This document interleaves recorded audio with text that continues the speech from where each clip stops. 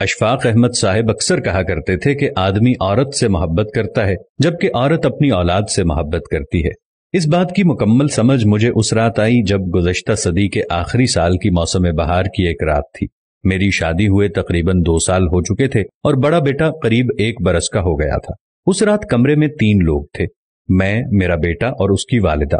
3 میں سے 2 لوگوں کو بخار تھا، مجھے کوئی 104 درجے اور میرے بیٹے کو کوئی 101 درجے۔ اگرچہ میری طبیعت میرے بیٹے سے کہیں زیادہ خراب تھی، تاہم میں نے یہ محسوس کیا کہ جیسے کمرے میں صرف 2 ہی لوگ ہیں، میرا بیٹا اور اس کی والدہ۔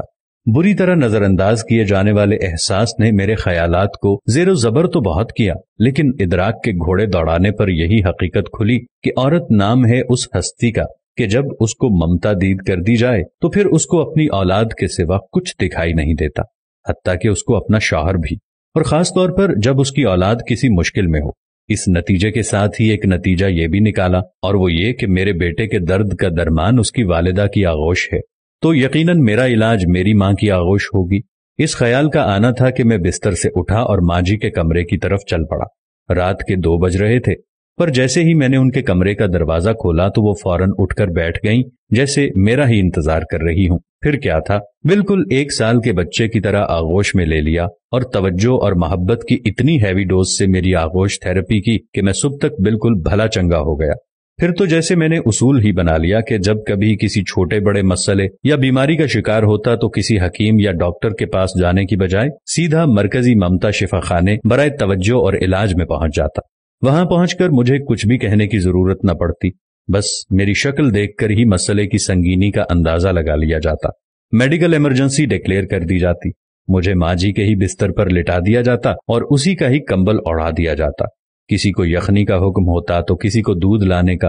الغرض توجہ اور محبت کی اس ہیوی ڈوز سے میری آغوش تھراپی ہوتی اور میں بیماری کی نوعیت کے حساب سے ہی کبھی چند گھنٹوں اور کبھی چند منٹوں میں ہی روبہ صحت ہو کر ڈسچارج کر دیا جاتا۔ یہ سلسلہ تقریباً 3 ماہ قبل تک جاری رہا۔ وہ وسط نومبر کی ایک شام تھی جب میں فیکٹری سے گھر کے لیے روانہ ہونے لگا۔ مجھے لگا کہ مکمل طور پر صحت مند نہیں ہوں، تبھی میں نے آغوش تھراپی کروانے کا فیصلہ کیا اور گھر جانے کی بجائے ماں جی کی خدمت میں حاضر ہو گیا۔ لیکن وہاں پہنچنے پر اور ہی منظر دیکھنے کو ملا۔ ماں جی کی اپنی حالت کافی خراب تھی، پچھلے کئی روز سے پھیپھڑوں کے عارضے کی وجہ سے بخار اور درد کا دور چل رہا تھا۔ میں خود کو بھول کر ان کی تیمارداری پر لگ گیا، مختلف ادویات دیں، خوراک کے مختلف ٹوٹکے آزمائے۔ مختصر یہ کہ کوئی 2 گھنٹے کی آؤ بھگت کے بعد ان کی طبیعت سنبھل گئی اور وہ سو گئیں۔ میں اٹھ کر گھر چلا گیا۔ ابھی گھر پہنچے آدھا گھنٹہ ہی بمشکل گزرا ہوگا کہ فون کی گھنٹی بجی۔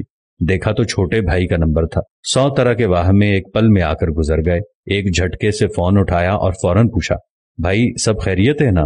بھائی بولا، سب خیریت ہے۔ وہ اصل میں ماں جی پوچھ رہی ہیں کہ آپ کی طبیعت ناساز تھی، اب کیسی ہے؟ اوہ میرے خدایا! اس روز میرے ذہن میں ماں کی تعریف مکمل ہو گئی تھی۔ ماں وہ ہستی ہے جو اولاد کو تکلیف میں دیکھ کر اپنا دکھ اپنے آپ بھول جاتی ہے۔ یا اللہ، ہماری ماؤں کو صحت و تندرستی والی زندگی عطا فرما۔ یا اللہ، جو اس ویڈیو کو دیکھ رہا ہے ان سب کی ماؤں کو صحت و تندرستی عطا فرما۔ یا اللہ، جن کی مائیں اس دنیا سے چل بسی ہیں ان کو جنت الفردوس میں اعلیٰ مقام عطا فرما، اور جن کی مائیں زندہ ہیں ہم سب کو ان کی خدمت کرنے کی توفیق عطا فرما۔ آمین ثم آمین۔